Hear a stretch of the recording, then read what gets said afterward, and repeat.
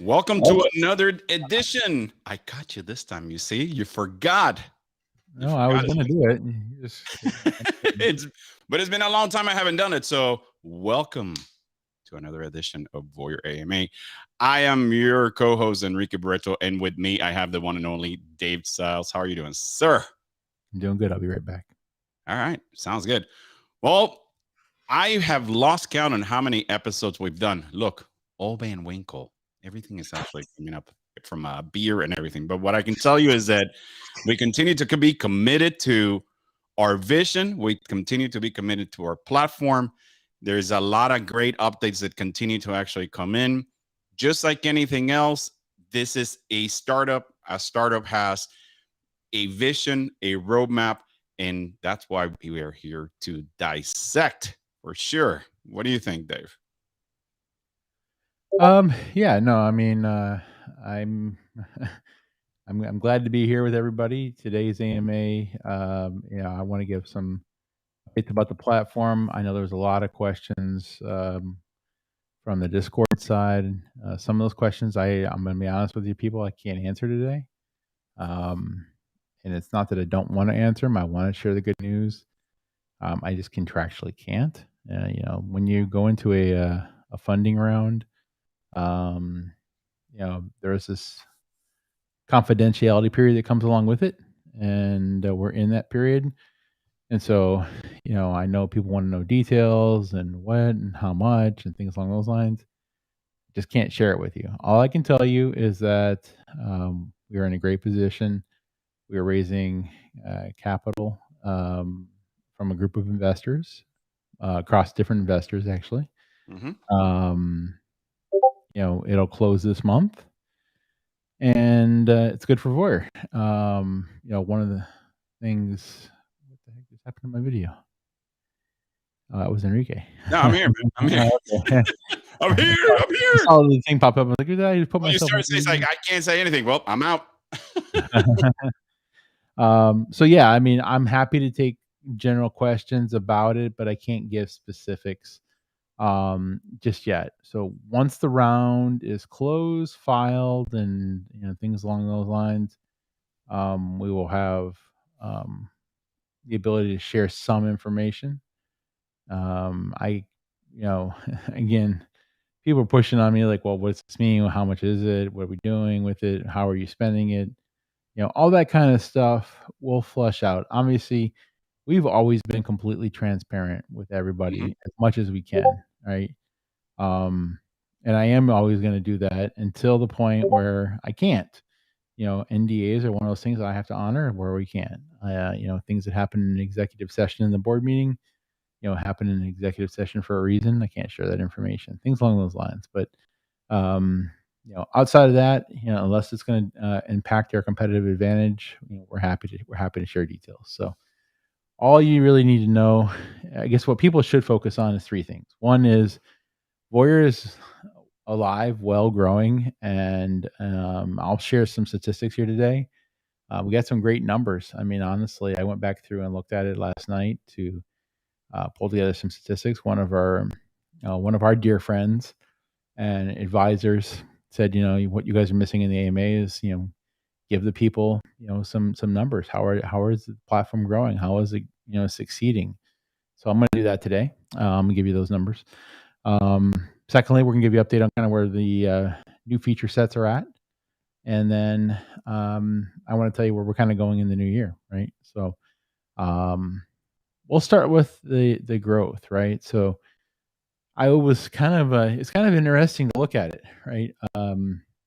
We've actually added in the past month 100 more actually. Just do my math real quick. We've added 248 people in the last 3 weeks or in this current month, or from last month, I should say. So a month period. So from 11/4 through 12/5, right? So about 200 people a month being added. That actually is growing month over month. So we're really going into our third month here, being publicly launched and live, and that kind of linear growth is good. Now we need to start getting it on an exponential curve, but a linear growth of at least doubling month over month is not bad. Um, Active users, this is where we actually are getting some of that linear curve, right? We've actually had the most active users ever this past 7 days. We had on average 106 people that had touched the platform. Now, granted, some of those are the new people who just registered, but they were at least logged in again. So, more than once, and that's great. And our active creators, we really are seeing more and more people take off. Obviously, we have a few, I'll call them stalwarts, who just happen to be, like the torchbearers for Voyeur right now. Daniel Craig Harris being one of them. But 1111 really jumped in and is kicking off.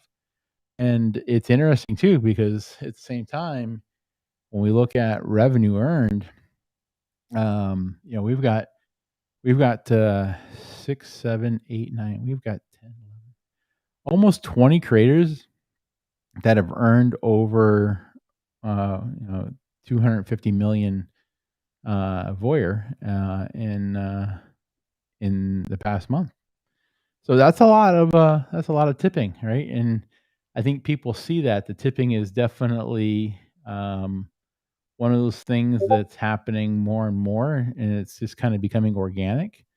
I'll also will share that we are seeing a great linear expansion in the number of people who are using the tagging capability. Our tags have grown by almost 1,000 new categories tagged, and that activity is being picked up by other creators. So I know when a couple of tags get created, people see it and they're like, "Oh, I want to use that." And some people are using it just because they think they have to. They have the Instagram tagging model in their head where you have to use the tags that are trending. But again, use tags for aggregation of views. And again, we don't have an algorithm that's going to punish you or will reward you for how many tags you use. You don't need that many pieces of flair here.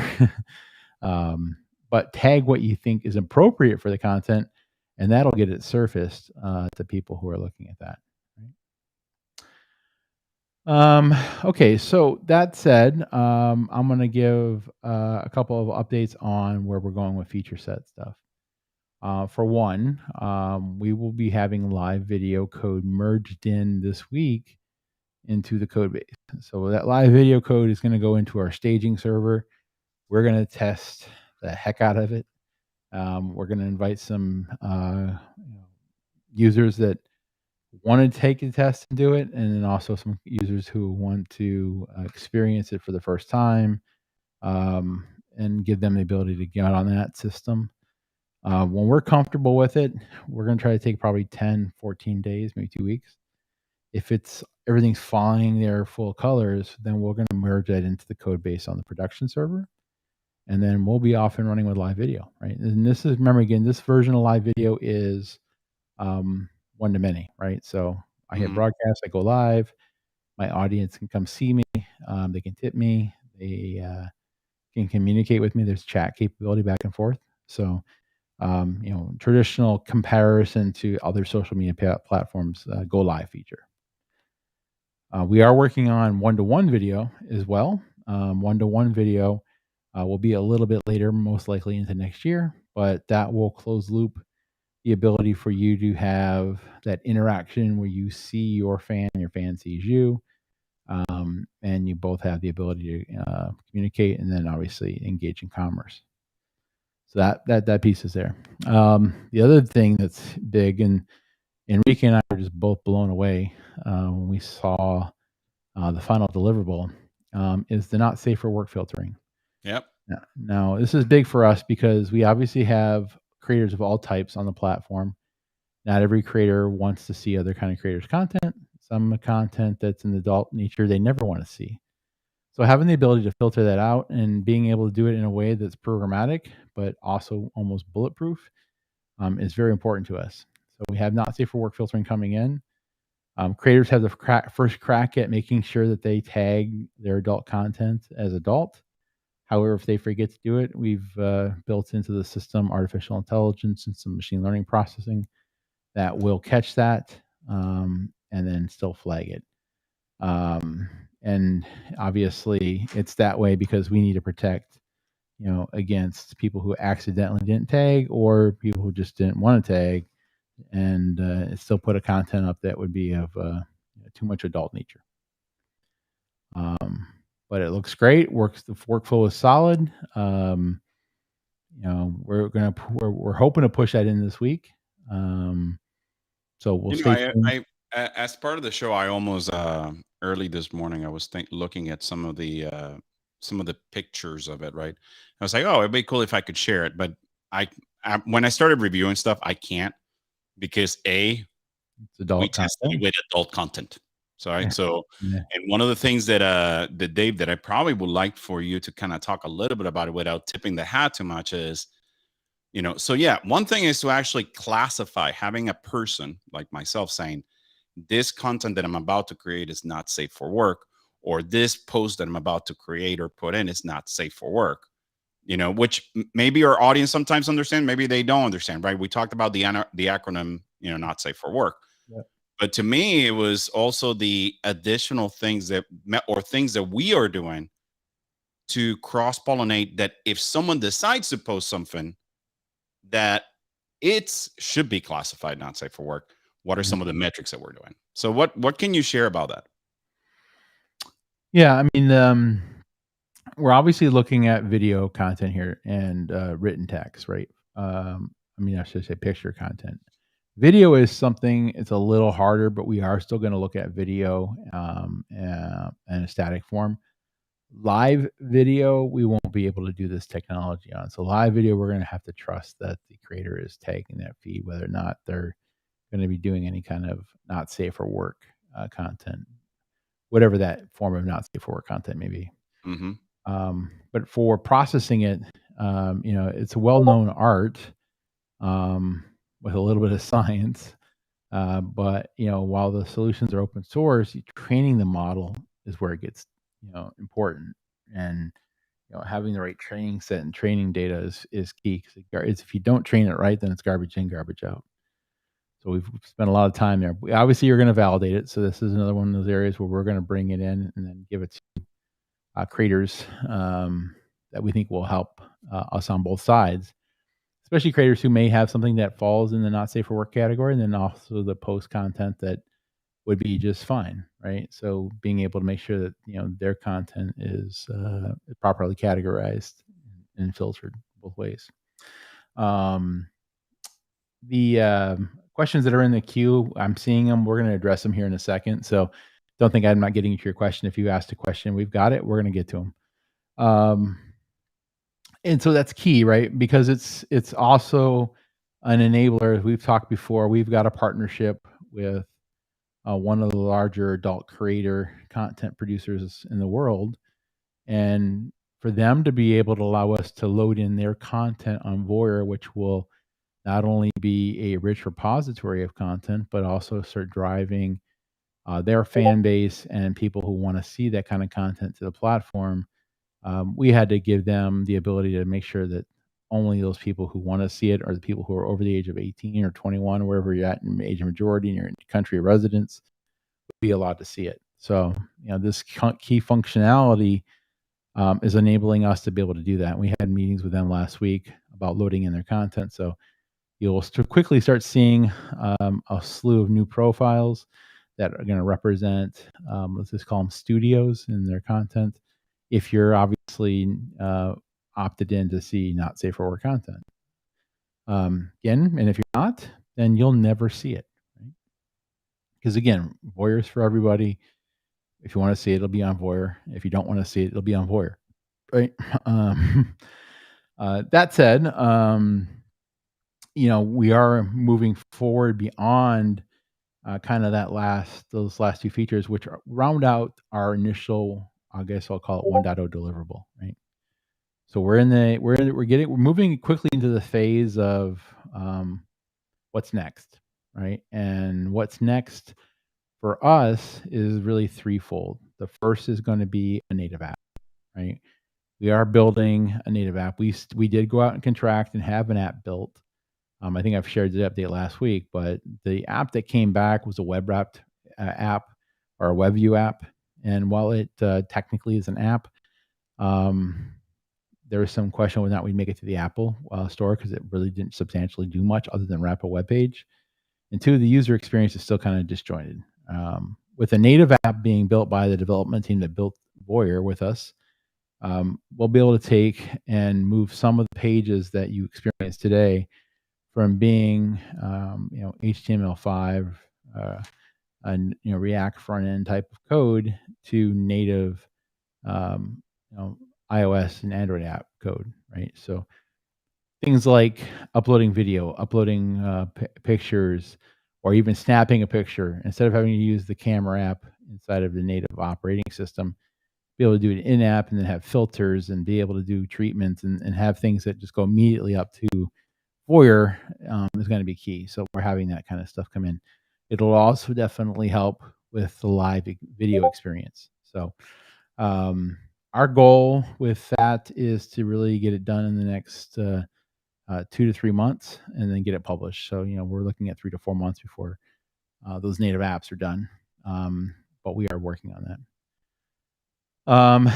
The piece beyond that is we really are looking at kind of what's the next milestone or keystone feature we want to bring in. And we've kind of really settled on bringing in the concept of rooms, or we've been calling views, into Voyeur. And this would be an analog to Clubhouse or Twitter Spaces, where you have an audio stage, a video stage, and people can come in and interact on that topic with somebody who is kind of the MC or the chair of that view room for that period of time, and allowing that to be the next kind of feature.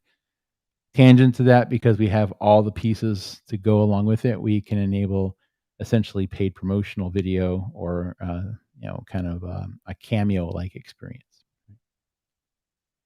So that's what we're looking at. We are still considering doing something along the TikTok analog side of the world.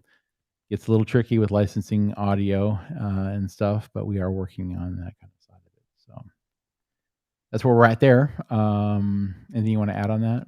Yeah, I don't No, think. not really. I mean, I think you've hit all the points. I think as you were talking about, you know, when do features come out and whatnot. Make no mistake, Voyeur is a fully functional production website that while we continue to add features is to actually help different markets, different creators. Um, but at the end of the day, Voyeur is live, open, and anybody can join in with a crypto wallet. Anybody can actually post anything that they want to post. I was just looking at some of the comments on Discord from the previous days of, hey, everything has gone quiet on social and whatnot. There is a reason for that. So just stay tuned for that once we know that. Sometimes going quiet means like, what the heck is going on? Although I realize that it creates a little bit of paranoia of, are these guys live? Yeah. Is everything okay? And I will share, we obviously have an extended team that works with us. Brandon and Mata, people have met Rob and others. We are making some staff augmentation changes. Not that people aren't doing their job. There's some people that work with us that have never been paid because they've done this all out of the passion of their hearts, and being able to support their family and have the proper work-life balance is key to some people. So we are going to have a few staff members that are going to step back and focus, on what's more important. What's I'm not saying more important to them, but the things that have to be important to them. And Correct. So we're going to let them do that and still support them through it. So if you don't see everybody you used to see, especially on the AMAs, it's not that they've left Foyer. Anybody who's been here since the beginning and put sweat equity in, blood, sweat, and tears, as far as I'm concerned, they're part of the company from now to the end of time. We're a family. But we have to obviously look to the future and forward. One of the things that these rounds of investment give us is the ability to hire in, bring in more contractual professional staff in certain areas. One of those is going to be marketing. We're very transparent about that. We're going to put some gasoline on things, and we've been waiting to do it until the video piece is live. But as soon as that's done, we're going to go full bore, and we're also going to go at specific marketing towards niche, high profit revenue creators, right? So we obviously are going to go focus on that adult side a little bit more for now. Not that we're not embracing everybody, but there is an opportunity to go be a vacuum and suck up a lot of that landscape and real estate, and we're going to do that. So, couple questions that came in, and I just want to go back through and address them. And I appreciate Andre and the team who are asking these questions. But the first question was, have you ever thought about making a relaunching of the token, maybe to bring in more investment? So I'm going to be very transparent here. We have discussed many different ways to look at new funding revenues, right? Doing a new token is one of them. Relaunching the current token, we've done it once, and we probably won't do it again as Voyeur Me, right? If we're going to do anything, we'll probably bring in an investment class governance token and allow people to take a stake in that. And then based on their ownership of both in combination, then allow them to qualify themselves for essentially the board of governors that will eventually run Voyeur. I mean, our goal for Voyeur is not to own it and run it and monetize it as a commercial company. Yes, we started it as a commercial company. We are making some revenue off it as a commercial company. In the long run, we've succeeded if we disrupt this space and then have a platform that is truly decentralized, run by the community for the community, and has no one person or one organization, that regulatory landscape can go after. Right? Section 230 is definitely going to change. I mean, if you've watched Congress's testimony this week, from people that were Facebook blowers, not Facebook whistleblowers. Yeah, there's a lot of momentum to change that right now. And while we would love to be, I don't want to say love to be the owners of Voyeur. We're proud to be the parents of Voyeur. We don't want to have it live at home forever, right? We wanted to get it out into the field, let it go to college, get smart, and then run itself, and have an endowment fund that goes along with it. And that's kind of a long-term goal. Our parent company, Voyager, which is the parent company that oversees Voyeur, along with many other companies, has a lot of different business lines, and it helps us with Voyeur. But at the same time, at some point, those business lines that we have on the other side of the table are going to consume so much of our time that Voyeur almost has to become self-sufficient. Right? So that's what we're looking at. And if we do that DAO governance token, then obviously that will be a way to look at it and from a realm. Until then, we are enabling, again, multi-currency on the platform. Multi-currency in terms of crypto, right? Not necessarily fiat, but we're going to give you the ability for you to use pretty much Ethereum, USDC, BUSD, BNB, plus Voyeur Me. And if we want to bring in some of these other larger products that may have projects that have a token that may be looking for utility, we can enable them up on the EVM smart contract. And that will be done through our taxation engine, which obviously is not going to be driven by our tokenomics because if our token's not being used, that token's not in play. But we have a taxation model that allows us to still capture a portion of that revenue that we are owed and then reflect a portion of that back into the token itself so that token gets rewarded, it grows in LP, and everybody's happy, right? So the cost basis differential here is 10% for a non-voyeur token being used in the commerce. It's still 6% if it's used in the commerce with the voyeur token. Do you think that people still understand? And I know that you explained it very well, right? I mean, obviously that we've done extensive research on, and it kind of goes to the question about, hey, the thinking of the relaunching, which I don't see it doing a relaunching of the Warrior Me token per se, I don't but either. but do you think that people understand what that taxation means in such a way that and again, this is not financial advice. Yeah, You do your own research, but if we look at the world of the mathematics of how crypto works, right? How does that taxation helps the Voyeur Me token in those investors that, whether they were early investors, whether they have been waiting for Voyeur to open, all that kind of stuff. yeah. I walk people through it. So, if you go to a store today and you buy something for $100 and, say you live in, LA, you're going to pay about 10, 11% tax on that, right? And it's just the sales tax plus the cost of wage living and all these other things that go along with it. If you were in California, instead of buying that electronic device at Walmart, you bought it on, let's say, a marketplace at Voyeur, you'd be paying in crypto. Hmm. Um, and while it's crypto, we still have to pay taxes and things along those lines. We've just built taxes into the equation in different places. So for um, essentially wallet to wallet transfer, where the uh, like amount is not the desired amount, but received in the form that maybe they wanted Voyeur, but you're deciding to pay in BUSD. When you choose that option, if the creator has turned it on, you're going to get two different cost bases. If you pay in Voyeur, your Voyeur transactions is going to go through. We'll take the 6% traction from the tokenomics and then pass that down. And how we pass it down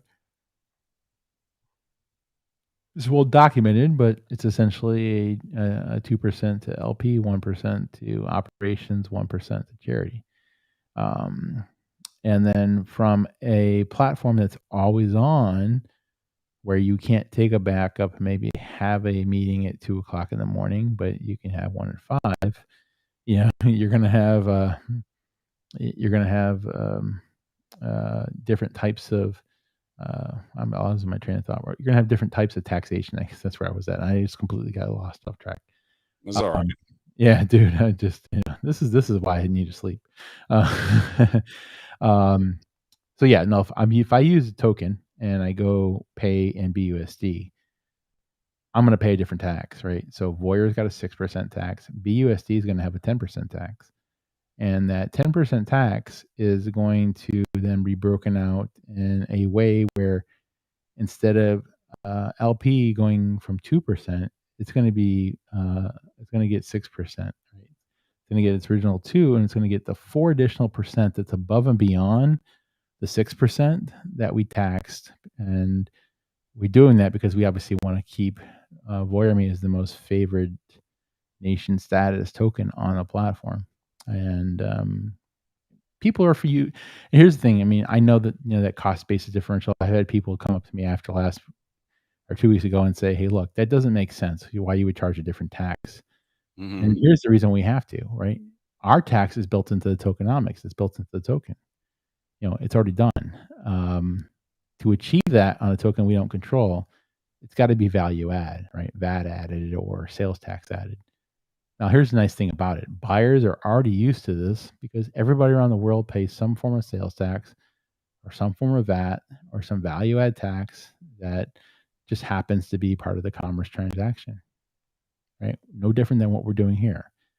The difference is instead of that going to a government who has to then spend your money, it's going to get used and put back into funds that actually help everybody or grow our investors' pockets, and that's a great upside. But that's how it works, and that's how we're going to do it.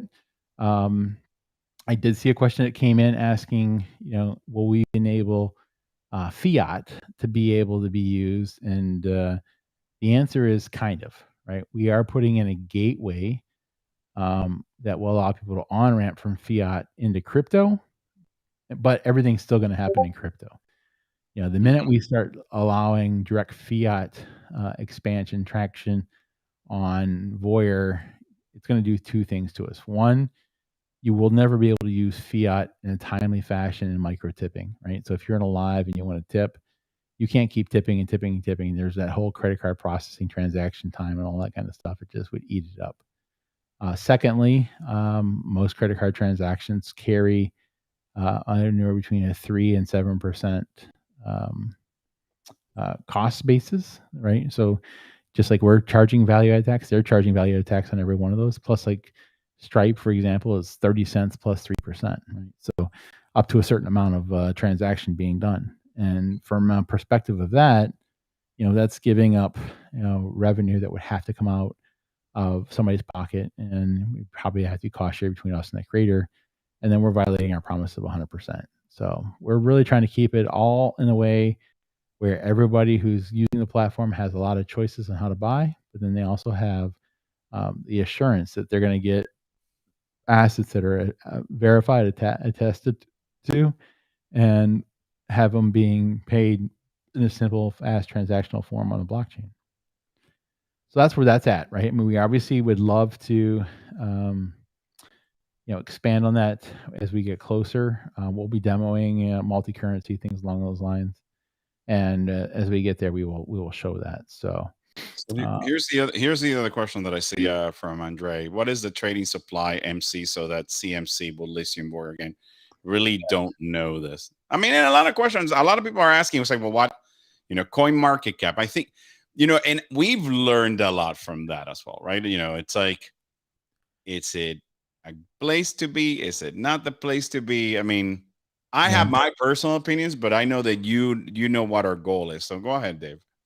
yeah. Well, the trading supply is not necessarily its volume and market cap are what they look at, right? So the market cap has to be greater than 5 million, and trading supply needs to be trading volume needs to be over $100,000 a day consistently in volume.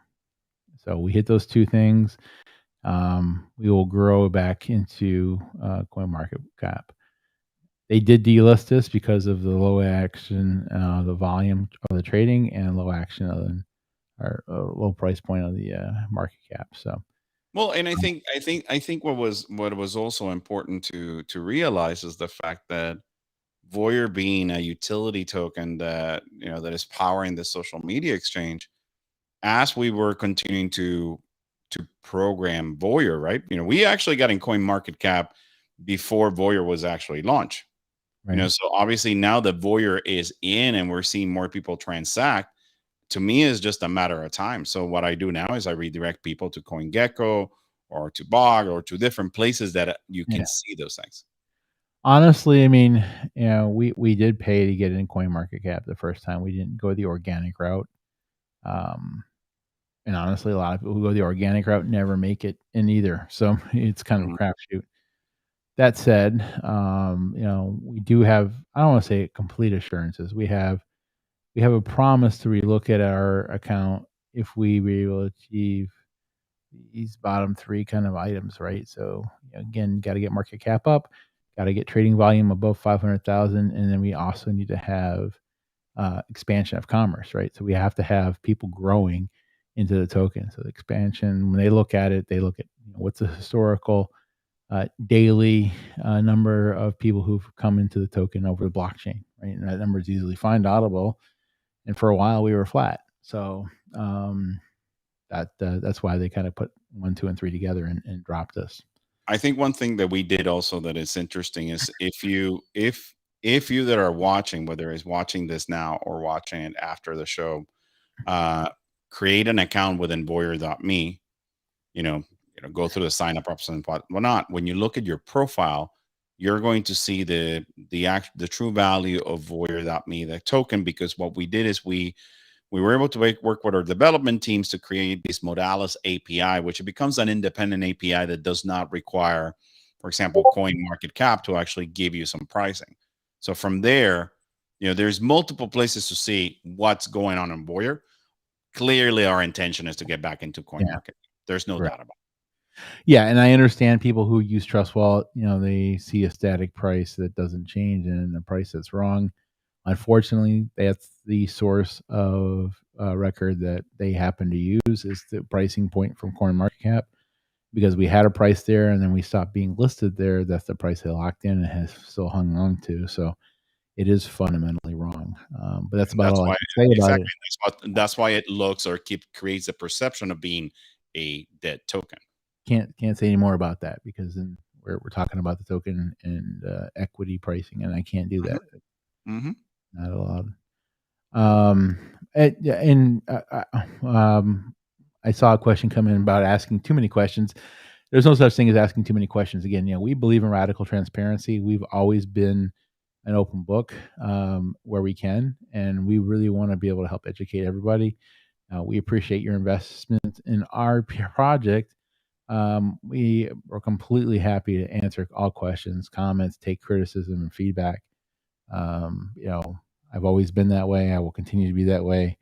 You know, I said on Discord the other day, I challenge anybody to find a project that's as transparent as us. I mean, we put warts and all out there. I mean, I'm very transparent. I mean, to the point where, you know, someone asked where does a sell of a token profit go, and obviously it goes to expenses. And Yeah.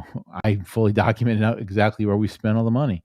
And if people were smart enough to add it all up, you'll see that what we had to take out last month was way less than what we had to pay for last month. So, it's not like it's 100% always coming out of the token. We only tap operational fund, which is done by a token sale when we have to, and we've had to do it the last couple months. Now, one thing I can share about this funding round is the funding round will allow us to replenish every penny that we've taken out on our side. I'm not saying that there's not been other people who've sold off, and that's their right, free market economy, and we obviously can't make up or won't make up for that. But for what we've had to use, we've committed we're going to replenish that. We'll be able to do that. And so that'll happen, either the end of this month or the very early part of next month. And obviously that'll have a substantial view of how the chart looks, or it'll change. It's about all I can say about it. But people who understand it will understand that that's what's going to happen, right?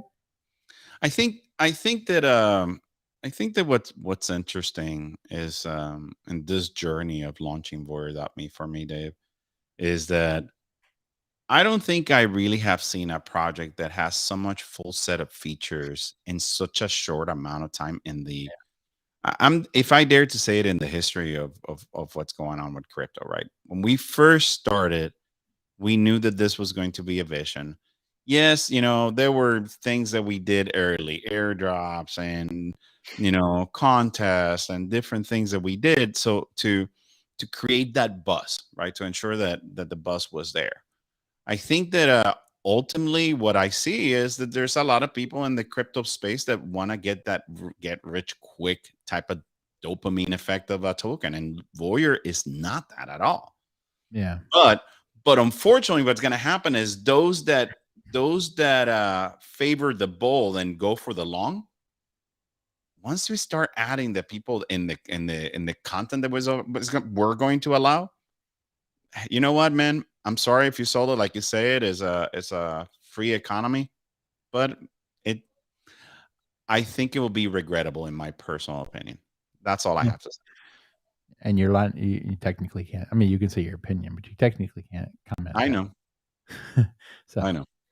um, that said, I hope people, taking all the information they can, ask all the questions you want. Discord, if you don't ask them here, ask us on Discord.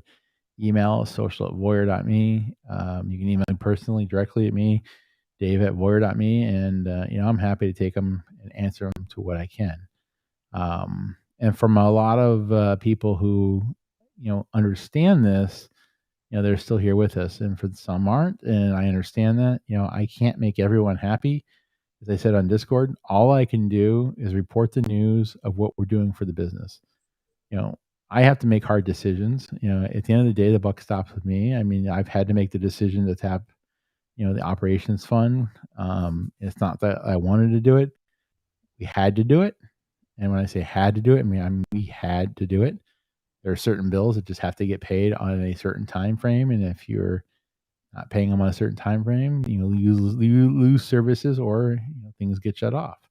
Hmm. Um, you know, we've personally, and when I say we, I'm talking collectively, the Voyeur team, have put hundreds of thousands of dollars personally into Voyeur.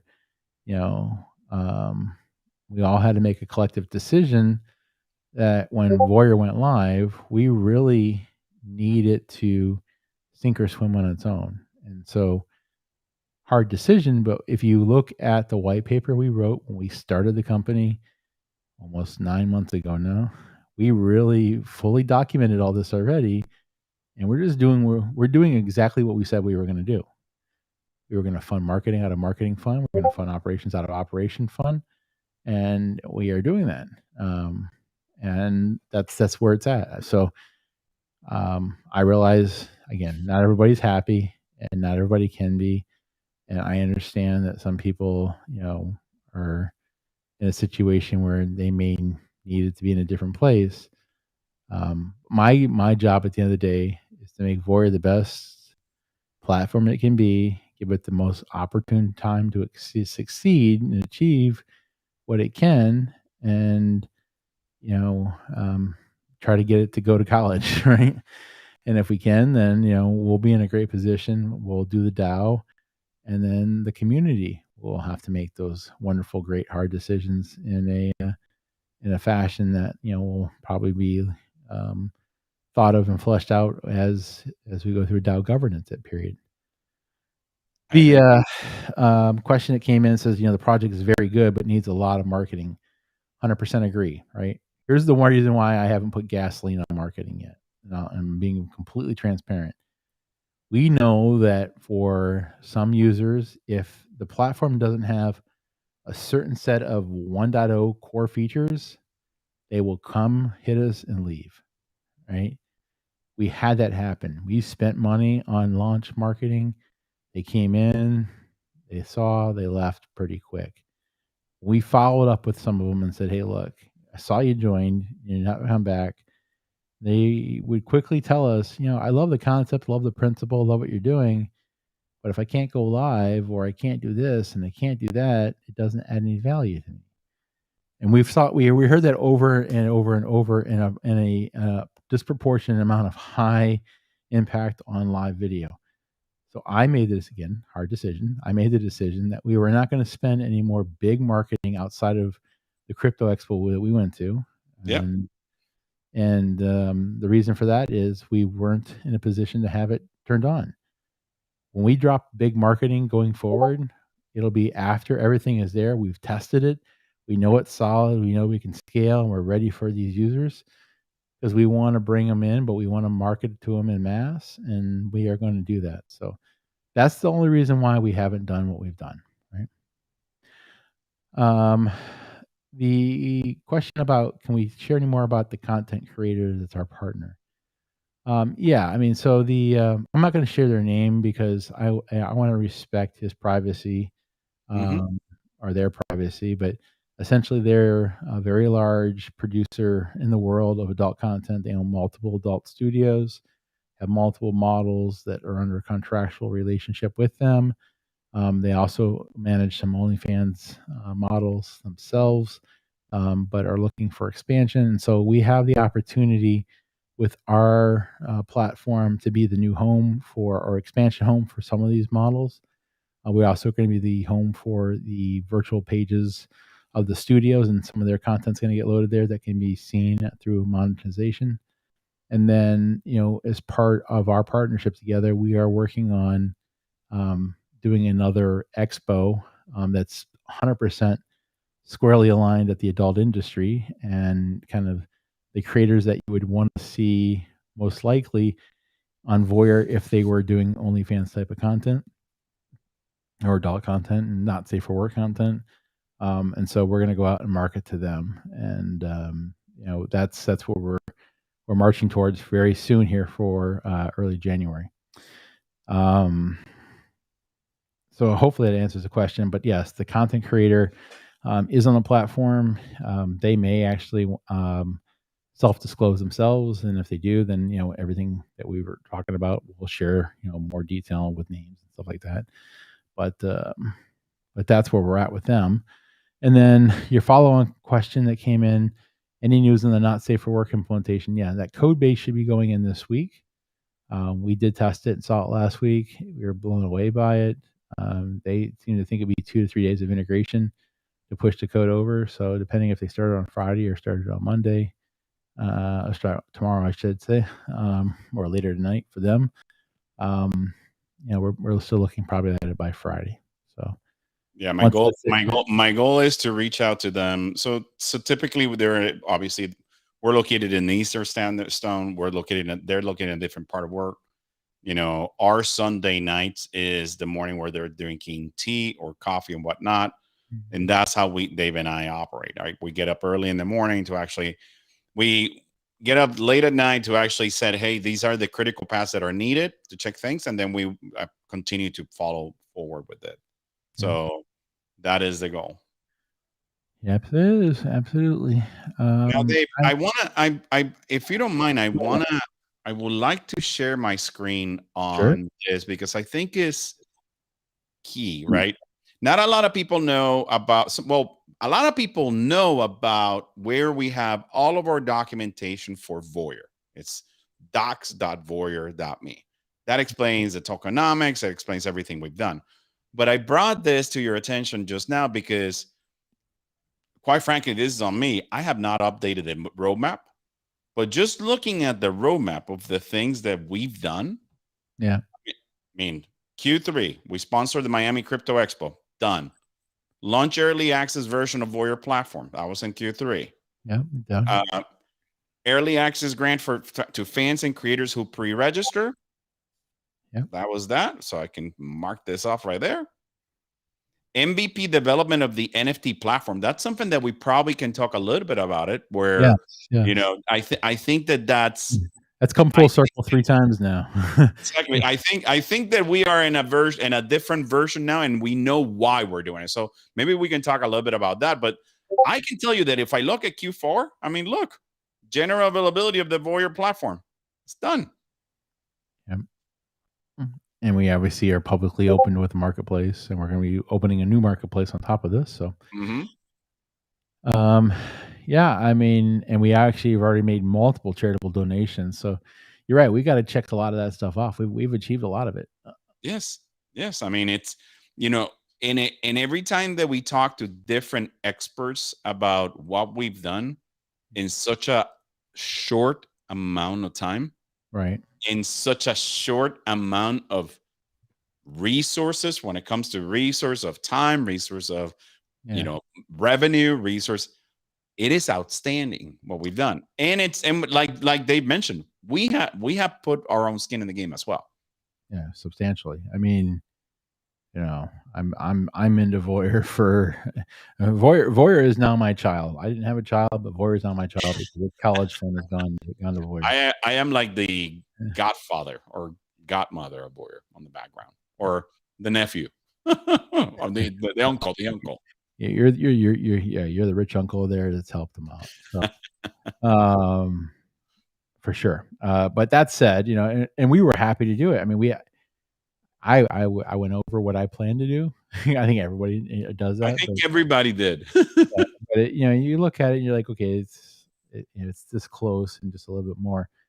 At some point, you have to put a line in the sand. And again, and my line in the sand was when we hit GA, it had to start selling and servicing and surviving by itself, because That's the mission of the platform. That's the goal of the platform. And if it can't do that, then instead of going to college, it's going to flunk out, and we'll send it off to McDonald's for burgers or something.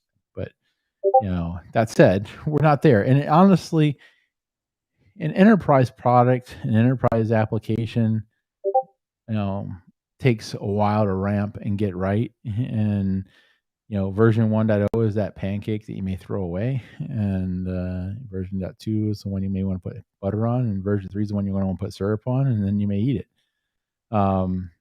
We're in the same boat here, right? We're less than a year in. We not only built one platform, we built two platforms.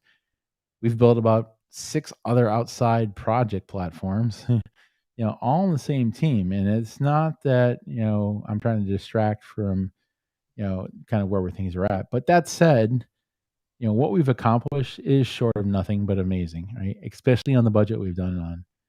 I mean, I don't think people realize to build a social media platform for under $1 million and have it operationalized is amazing. Build an NFT marketplace on top of that 2 Hmm. times over, and we're going for the third. Really kind of unheard of. And most people who we're competing with in this space, they're strictly an NFT marketplace, and that's it.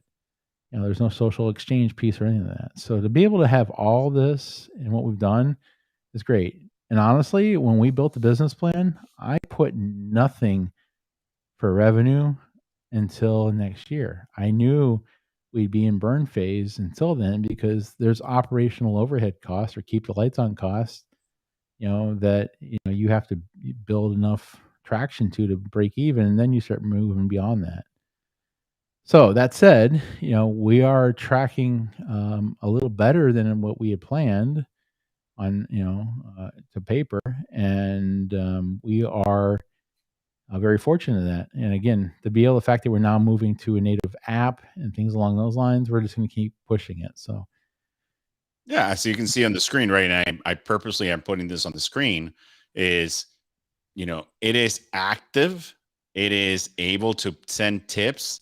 I'm able to log in, whether it's with, Wallet Connect, whether it's with MetaMask. I'm able to do all that kind of stuff. These are active individuals that are running into our platform. And obviously, at the same time, we have our hashtags, right? So hashtags are starting to populate. So if you're watching this and if you want to do something that is unique, that that you're going to be a first, guess what? Nothing stops you from doing it. yeah, and then click on memories real quick. I mean, Sure. the fact that you can go out and mint an NFT at really pennies on the dollar, and then have a portable NFT that you can resell, auction off or track. I mean, it's literally, um, pretty amazing. Now we are in the process of revving memories into an entirely new platform. Now, while the current memories works great, we see an opportunity to evolve and leapfrog it. And so we are building out a version of memories that's still an NFT marketplace, but it also is an e-commerce engine, allows virtual storefronts with an aggregated marketplace, and you can pay in any token, and there we will allow you to do fiat as well. So you have the ability to have every single piece of it all in one place, and um, that's what we're going to do. So that's coming online in parallel to this, and at some point we will be making more announcements. But we're about a month off or less from launching that. We're going to get through the holidays here. I agree. I agree. So, and it always boils down again to the same thing. It's easier said than done, my friend. I think you and I have been in many startups. Like you and I have here, we have heard it from customers, right? When are you going to release the Fissure? Or how come you're not supporting a different, older operating system or older type of system or old, Mhm. you know, at the end of the day, we know what is needed from an audience perspective. For us to actually spend time in cycles on something that is not going to yield revenue for Voyeur and help the platform, it's a waste of time, Yeah, honestly. absolutely. And we know that we cannot please everybody in the world, but we are myopically focused on what our vision is.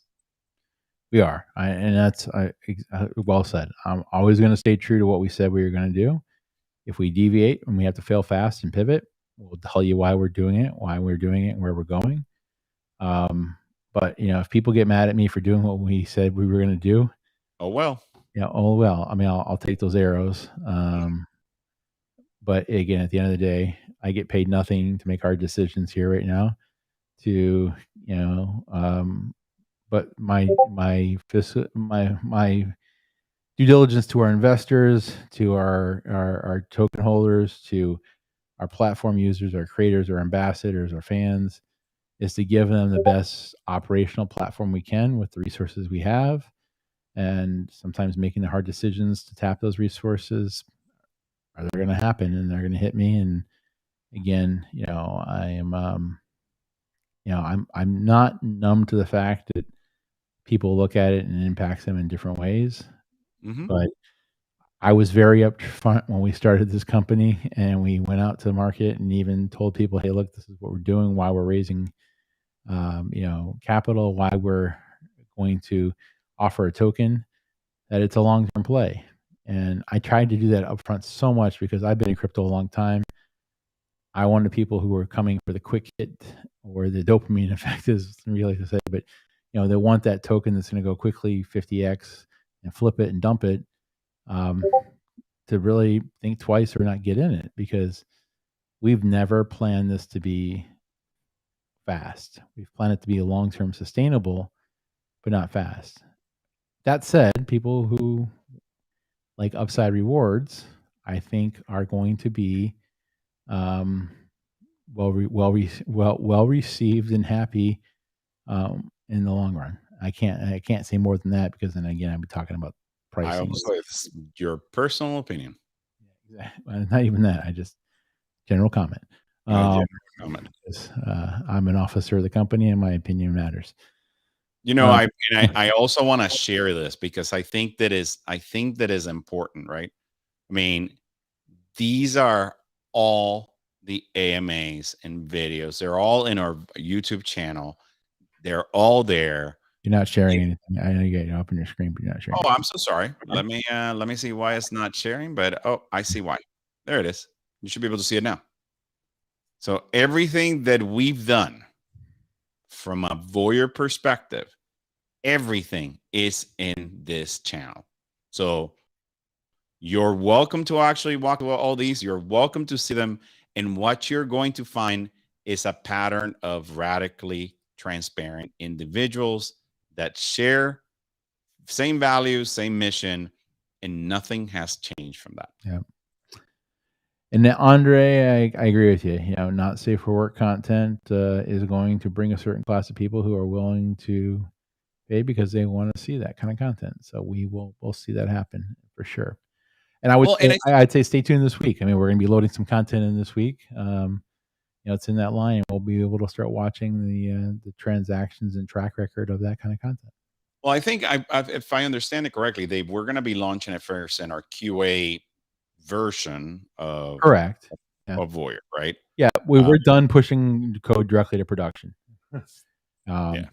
Stability is number one, right? If it takes us an extra week or two to make sure that it's bug proof and it's not going to cause a regression or rollback in code, which impacts essentially the day creator and fan experience, we're going to do that. So we're paying now for an entire another stack of our software basis, our software code for testing basis, and we're doing that there, obviously. I think we're at a crossroad, right? And that crossroad is I believe in the adult creator. I do. And because of the things that are happening in the industry. Yeah. Take, for instance, what's happening to Pornhub or to OnlyFans, where you're having rightly so, right? I'm not against it, right? There's different organizations persuading financial institutions, banks, credit cards, to ensure that people are protected, right? Child are protected for being exploited in any type of these platforms, right? So obviously these websites have to comply with banks to ensure that whether it's different regulations, whether it's ensuring that before the content is loaded, that every actor or every person that is there is under 18, That's fantastic. The challenge is that that's taking a lot of resources for these organizations. So, quite frankly, banks or credit cards should not dictate the morality of what I choose to see and not to see. And I think that's what it's important about Voyeur is that we are putting the safeguards. We're going to have the not safe for work.